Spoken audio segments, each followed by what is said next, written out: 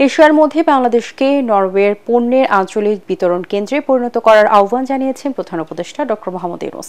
তিনি দেশে যুব শক্তিকে কাজে লাগিয়ে এই অঞ্চলে নরওয়ের বাণিজ্যকে সমৃদ্ধ করারও পরামর্শ দেন।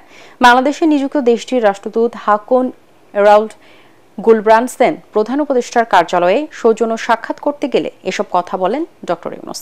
তিনি জানান, নরওয়ের বিখ্যাত টেলিকম কোম্পানি টেলিনর বহু বছর ধরে বাংলাদেশের সুনামের সাথে ব্যবসা করে আসছে। এ সময় রাষ্ট্রদূত নরওয়ের প্রধানমন্ত্রী জোনাস গাহর স্টোরের পাঠানো একটি চিঠি প্রধান উপদেষ্টার কাছে হস্তান্তর করেন। এতে বাংলাদেশের অন্তর্বর্তী সরকারের সুষ্ঠু গণতান্ত্রিক নির্বাচন পরিচালনার প্রতি নরওয়ের পূর্ণ সমর্থন কথা জানানো হয়।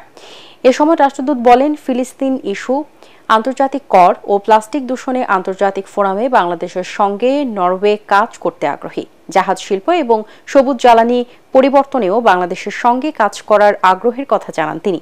বৈঠকে রোহিঙ্গা সংকট সমাধানে নরওয়ের সহায়তা চান প্রধান উপদেষ্টা ডক্টর ইউনূস।